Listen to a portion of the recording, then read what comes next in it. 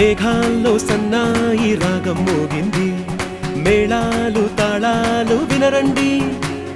సిరికి శ్రీహరికి కళ్యాణం కానుంది, శ్రీరస్తు శుభమస్తు అనరండి.